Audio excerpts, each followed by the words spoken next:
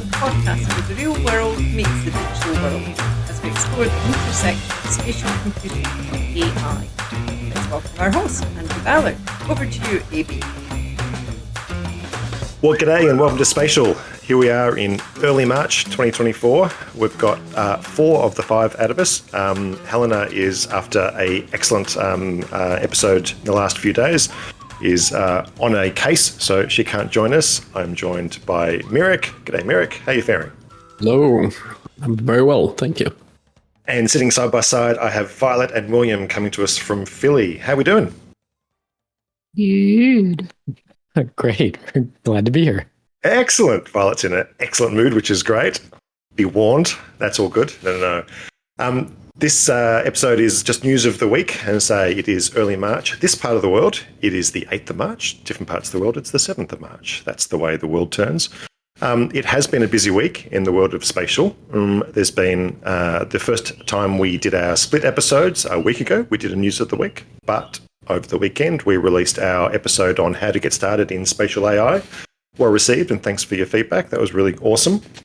And as promised, I did burn some serious midnight oil and got the quite epic, I think, LinkedIn and Medium call it a 36-minute read, which is probably about right. If you times that by how many minutes it took me to write it, that's about fair. But 101 resources for getting started in spatial AI. Books, podcasts, people to follow, software to learn, companies to follow, video series. Look, it's pretty comprehensive. And then the bottom, about 10 or so, are really the insights from our chat we did in the getting started. Those amorphous, dare I say, non-functional requirements, the non-technical things that are probably that secret sauce to your learning journey.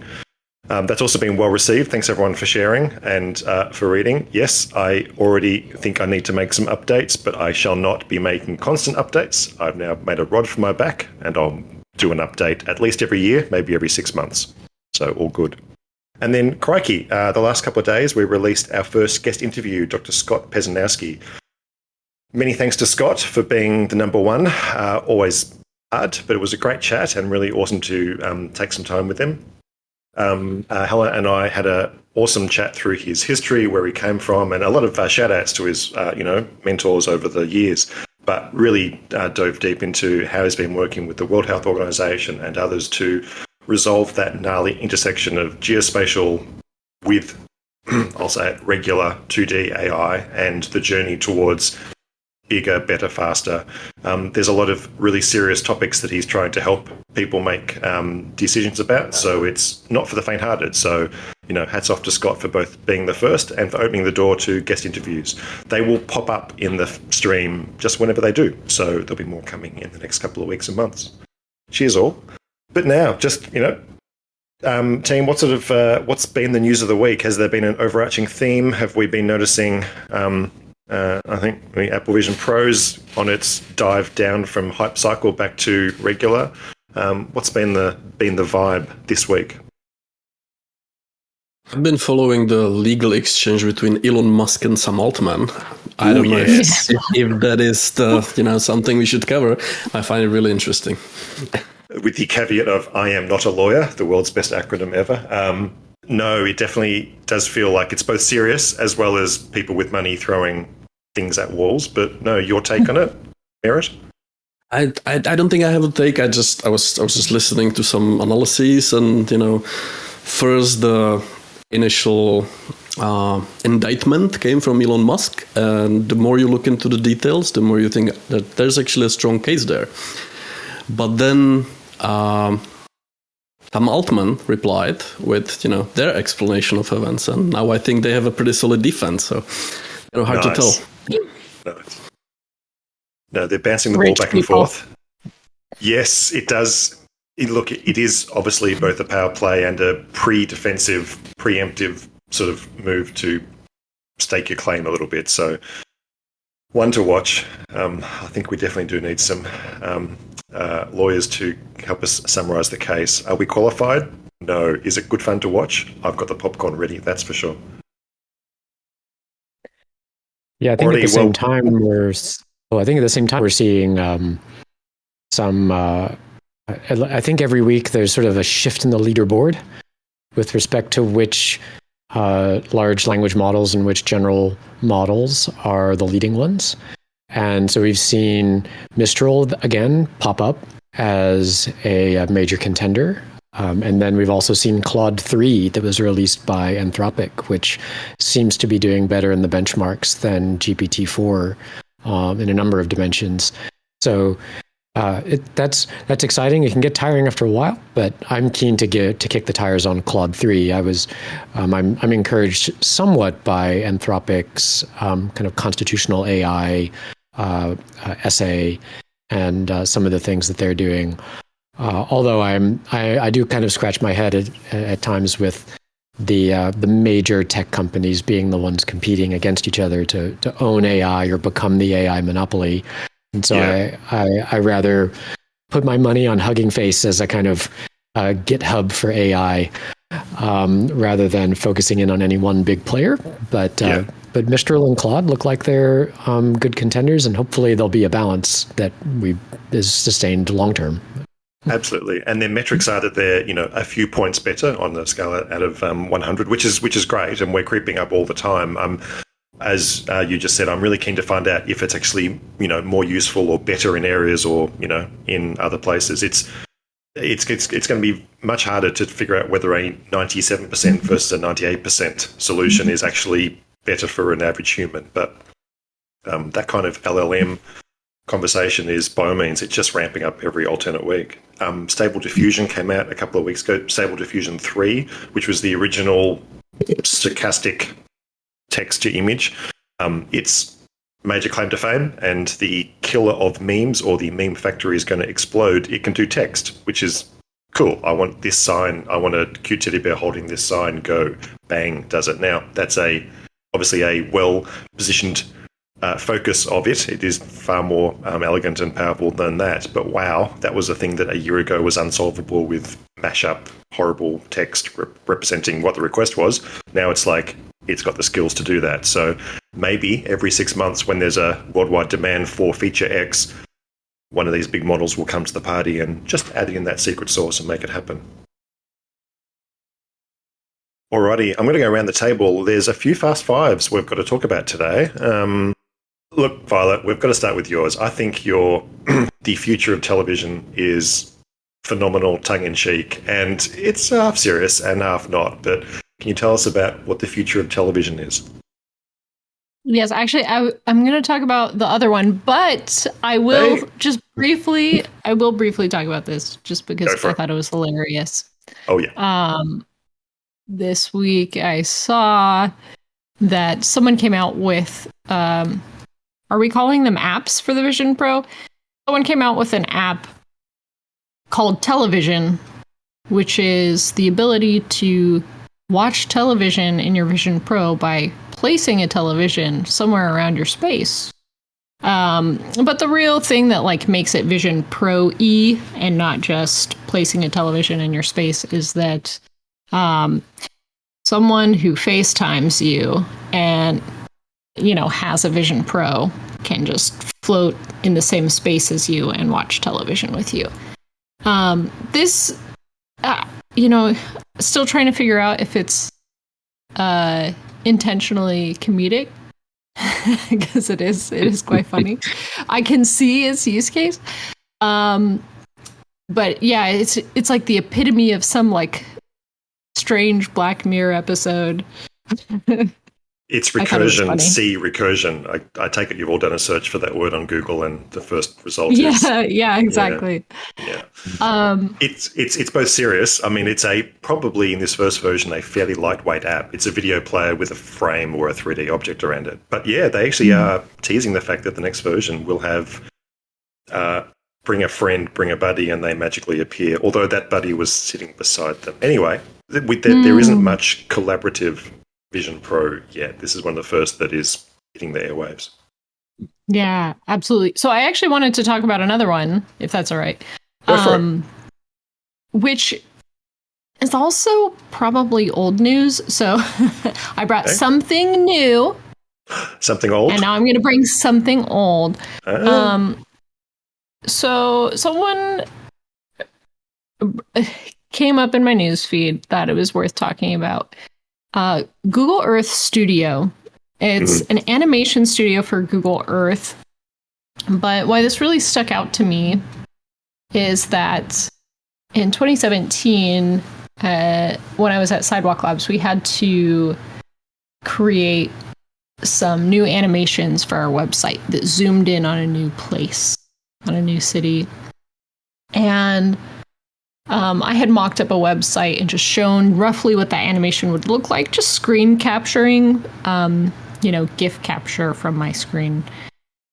And we ended up hiring a design agency for some ungodly amount of money to produce that same animation. And at that point, I was considering, like, should I quit and go start an animation studio because just an aerial zoom in on a place being so foundational. But it's interesting that that kind of aerial zoom in on a place is so commonplace now. Now we see Sora and these newer models starting to zoom open worlds. Yeah.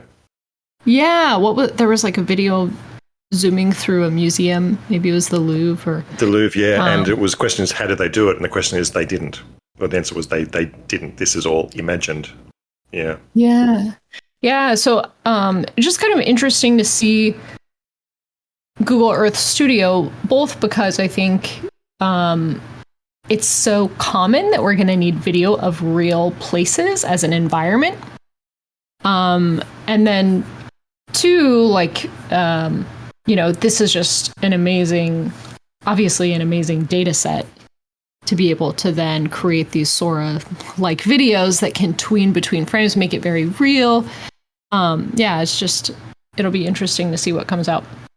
Absolutely. I'd encourage you to click the link, or you can find it yourself. It'll be in the show notes. But the video playing on the top half of the Google Earth Studio page is almost, big screen TV, endless loop in the background worthy. It's just gorgeous the way it's just, moving around. This shows not only the power of 3D tiles and the resolution and the fidelity with a bit of shading and shadowing to make it even more believable, but also the fact that if you remember a few years ago, buildings were just the envelope and then a height, and maybe they'd put another block on top for the lift or the aircon units.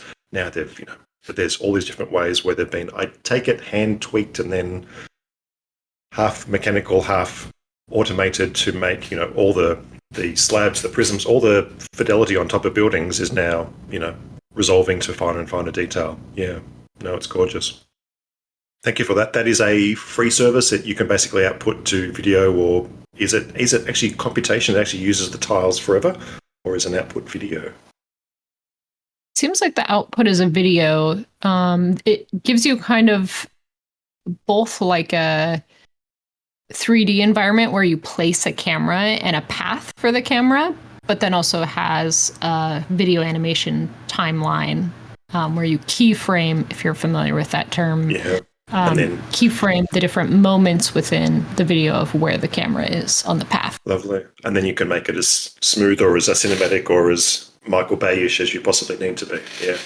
Yeah. Maybe you can add lens flares. No, I don't think so. Lens flares required. Yes, that's JJ, isn't it? Yeah. Cheers for that, Violet. Awesome. We'll have links to both of those, the future of television and Google Earth Studio, which is a nice way to travel the world without getting a headache. William, over to you. A big announcement by Meta, and Mirek, I think you'll be quite interested in this. William, to you. Yeah, this was one from a few weeks ago, I think on February 15th, and it falls in line similarly to some of the models we've reviewed before, like the class of general world models that Runway ML and what is supposedly backing Sora as well. And this one is from Meta. It's called VJPA. Which stands for Video Joint Embedding Predictive Architecture. Rolls off the tongue. Yes, very much so. It's an extension of a model called iJPA, which is image based, and it's the headline is regarding what Yann LeCun at Meta is calling advanced machine intelligence, and it's similar to Sora, but in a non-generative way. It is really notable for its mostly for its training and the idea that we're moving towards an AI that has a more grounded and general understanding of the world by learning about the physical world. So I'm really fascinated with these, particularly for our conversations, because it's not just about text. This is trained on video. It is about trying to look at video and ascertaining what is going on, or what the model thinks is going on in the video. So the example they give is tearing a piece of paper in half, and the model being able to ascertain that that's the case. And it's interesting, I think, because the way that it's trained off of unlabeled data by predicting missing or masked parts of videos. So they have this technique where they feed it videos, no labels, mask portions of it away, and then train it based off of what they call sort of abstract representations of what's going on in the video, as opposed to individual pixels. So it looks like that they're finding ways of building kind of layers of abstraction inside these models that are meaningful and yield much faster training rates and much more accurate results. And the result is what they call it's a foundation model, essentially. They say pre-trained model in their article, that you can then take and then create another neural network on top of it for specific tasks. Gotcha. And so as opposed to sort of fine-tuning the entire model, you take the foundation model and you can sort of plug in a neural network on top of it. So it's really interesting. It's released under Creative Commons license. Code is on GitHub. The paper is published. Like it's very nice and robust release. Ticks all the boxes. Yeah. So you're saying that by doing the video, masking, it's actually learning based on pixels, but it's got the start of spatial depth understanding. It isn't just trying to match pixels as 60 or 30 images per second. It actually is trying to do temporal understanding of areas, space. Yeah, they say it is similar to how their iJPA model compares abstract representations of images rather than comparing the pixels themselves. And then it's through that masking, it's able to what they do is they position two different encoders next to each other, one that's masked and one that's not, and then put the encoder, the context encoder that's masked, through a predictor, and that's how they calculate the loss. And so somewhere in there, they're making this claim that there's this spatiotemporal understanding that's emerging out of that. And I think they use some of this same terminology that OpenAI do with Sora. And so that's kind of interesting to go. They go from video to treating video as if it's learning in the real world, and then they make an argument about how humans learn through observation. And I think we saw a data set before where there's this kind of pairing of observation and interaction that is also quite promising. And so somewhere in there's a kind of spatiotemporal understanding, or at least something that mimics that, that's emerging out of this technique. And it's unlabeled, which is phenomenal, because to do the labeling on those other data sets is the effort. It almost makes the AI training, I'll say, easy. This is the other way of, hey, I'll just show you volumes of videos, and if you can figure it out, then go for it. Awesome. Yeah, exactly. Yeah, I think there was a well-circulated article maybe a year ago on the cost of AI, the human cost of AI. I'll have to look it up.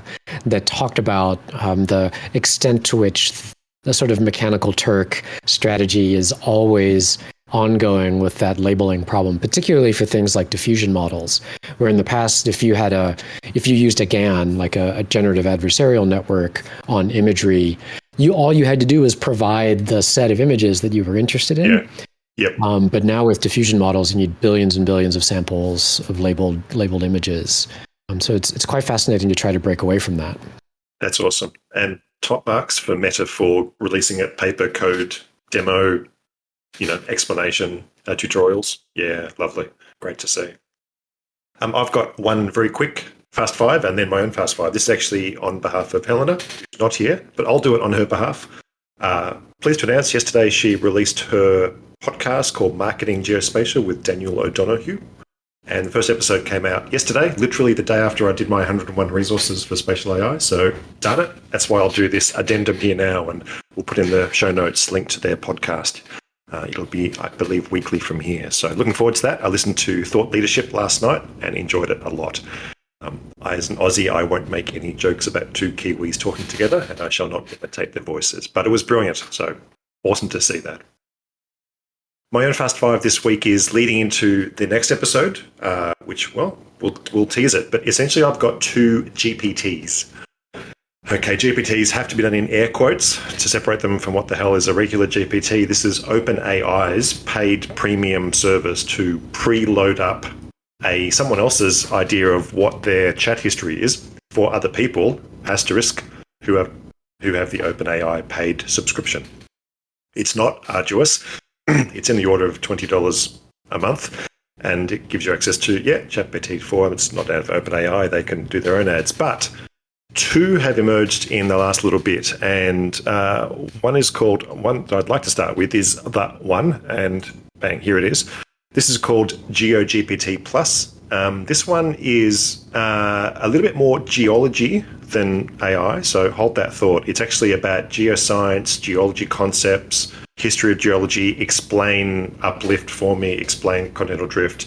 Maybe it's a geology student or a high school or a university first year. It's concepts, it's topics, but it's not data and it's not the math around geology. But it is essentially, as these GPTs are, it's someone has preloaded and pre-prompt engineered. Imagine you are a geology lecturer with this knowledge, and here's your domain, and here's the kind of responses you want, and here's a preload of some data to reference. So this first one is really handy if you're a pure geology. It is basically your geology buddy in the field with you if you need to ask a random geology question out of sight. Ironically, there's another one which I put in there called Geology Guide. It's another OpenAI GPT. It's more geology named, but actually it's more data and AI. You are meant to be playing a little bit more with data sets and asking it to extrapolate and build, and so it doesn't actually ask, it doesn't actually answer a question about, describe uplift for me. It's if I have this, and I must say I've thrown in some images. With my wife's work, we throw in pictures of cliffs with stratigraphy, always a hard word to say, basically the layers of rocks, and I get it to explain things. It doesn't explain it to the way my wife would, and she sort of rolls her eyes and says, come back in a year when it's ready for me. That's okay.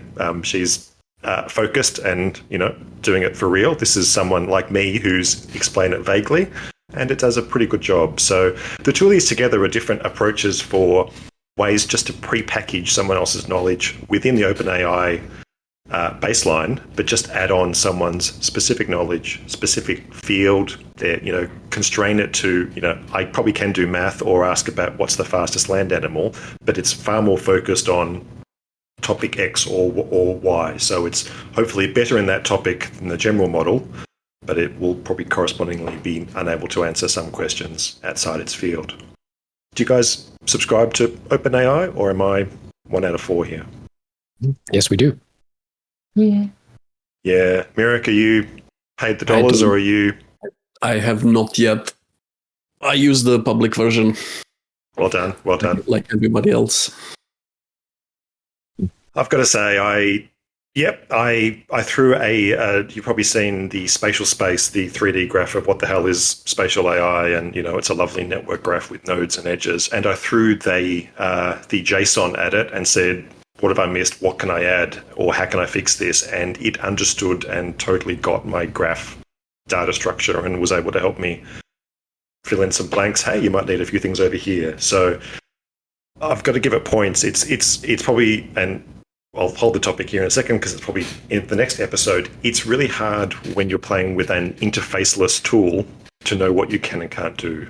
People our age, just say that hand-wavingly, are used to mouses and screens and buttons and things and flyouts and things. Often you cruise the menus looking for that one function you know's there. Well, when there's no interface, you are either love it because you can just ask it a million questions, or you don't know the power of it. I think these things are still in that middle bucket of how do I know I can ask it something if I don't know I can ask it something? Yeah, that's true. In our work, we also subscribe to the API, which we use. I probably use the API more often than I do ChatGPT Plus. So I should probably look at my budget and see where I'm placing my dollars. But the great thing about the API is you can mix and match the models. In ChatGPT, you only have 2 models to choose from, I think, in terms of chat, and then there's DALL-E. Yeah, and then there's DALL-E that's sort of mixed in, and then you have the GPTs. But there are over 24 models or so in the API that you can play with. And so the thing that we've been doing with our students is show them, one, how to use the API. Another is how to use function calling in particular, because we're really interested in taking textual descriptions, or I'm interested, I hope they're interested as well, taking textual descriptions of spatial relationships and spatial concepts and extending that into the real world. And so that's and into simulations of the real world in particular. So that's where function calling comes in. But there are some models that are really good at function calling, and then other models that are really good at structured JSON, and other models that are really good at vision. And so we're just like tantalizing the possibility of being able to get different models in the same code talking to each other for different purposes. So that's partly what you're pointing out is they wouldn't have seen that, or they wouldn't have known that unless we had actually engaged in that experiment and just asked the question, is this even possible or useful? And I think that's the technology is sort of going so much faster than the use cases are right now that we don't know what it can do. So we should just try all the things. Indeed. I think we are falling into the classic trap, like when you're doing a PowerPoint slide, of talking to the next slide before the slide comes up. So we are almost teasing into the next episode. No, this is perfect. We might leave it there for news of the week, but don't panic. The next episode in this series is going to be on spatial AI for all. How can you access spatial AI easily? Natural language, allow anyone to participate. And I've used the word, kill me now, in quotes. Can we democratize spatial AI? Basically, how can you possibly get started? Do you have to start at the start, or can you jump in halfway? So we'll catch you on the next episode for that chat. But from all of us, thanks for listening. Farewell. Bye-bye.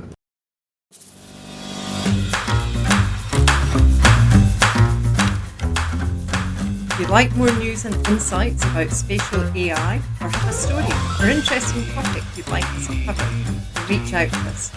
Or better yet, come and join the community at Spatial. All the links are in the show notes.